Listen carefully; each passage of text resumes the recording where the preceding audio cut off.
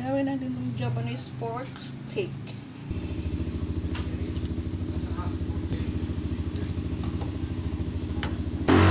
Medyo frozen pa. Napapasunod mo kasi siya.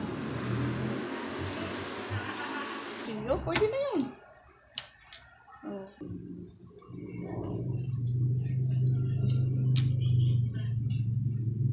Ewan ko kung anong part ng baboy ito. Nakalimutan ko na nakalagay doon sa masarap siyang ano yun. Gawing pork steak. Kasi may laman siya at saka may taba. So, balance yung ano ng meat. Ayan. Tapos pukin natin mamaya. Kasi magla-lunch daw sila dito bago sila alis. Happy Father's Day nga pala sa lahat ng tatay sa buong mundo. Yung mga asawa dyan, pag may time kayo, ipagluto nyo ang inyong mga mister. Para matuwa naman sa inyo, mga besh. Diba? Yan talaga. Pagod yan maghapon sa trabaho, kaya sasuhin nyo. Kasi special din nila ngayon, so bigyan nyo ng time. Hindi naman masama siguro sa mag-asawa kung minsan i-date nyo naman yung asawa nyo kahit kayo babae ba. Diba? Mag-asawa naman kayo eh. Naman nyo lang special day ang araw. Importante pa rin kasi yung bond sa inyong dalawa kahit na mag-asawa na kayo. Diba? Perfect. Tapos mamaya ano natin yung gano'n.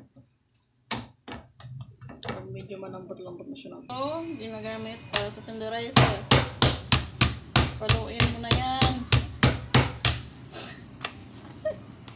Dito mo guys, ang ganda no? Para maging malambot siya ba?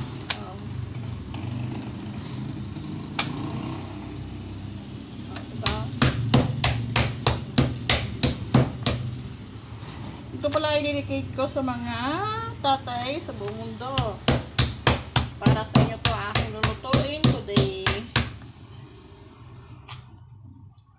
Simple lang pero masarap naman. So, pagsarapan natin para mapasaya ang ating mga ama ng tahanan. Sabi po kasi teriyaki sauce. So wala po akong teriyaki, so gagawa na lang po ako ng paraan. Kunting sugar. Pwede na yan. Kasi ang teriyaki guys, ano lang yun eh. Yung medyo matamis-tamis siya. So lagyan natin siya ng kunting toyo.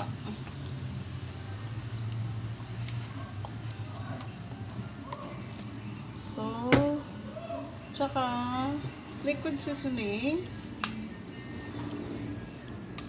Kasi dapat nakababad siya sa 2 hours daw eh guys.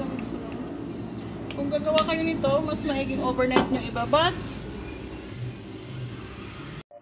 ang ating barbecue sauce. Kunti lang guys. Natural na nakalagay na asin doon eh. So, pero lalagyan ko ng kunting asin kasi para hindi siya hindi super lansa kasi malansa yung baboy na walang asin. Naging paminta nakalagay. So, kunting salt.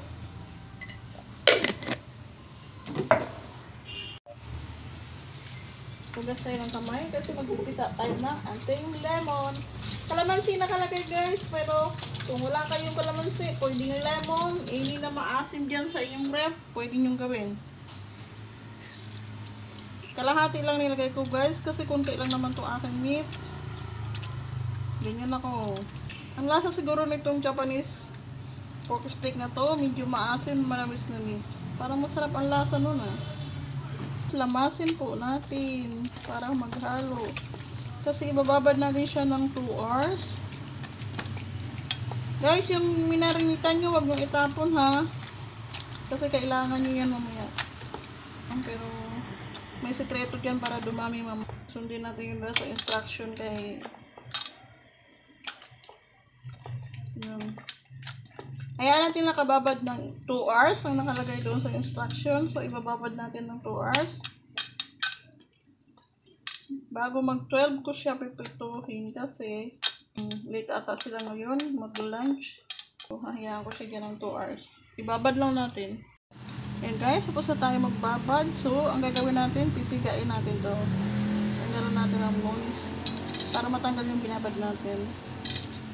Kasi may gagawin natin yung sauce mo. Bago natin siya i-fry.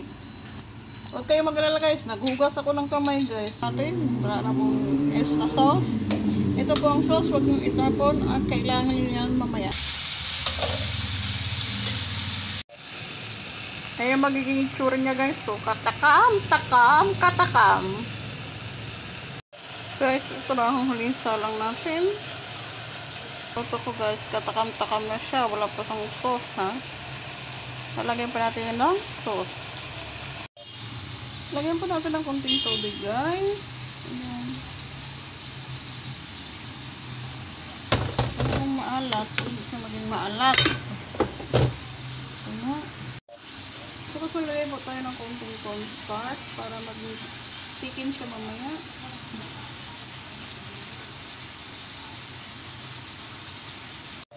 Tunawin po ang cornstarch.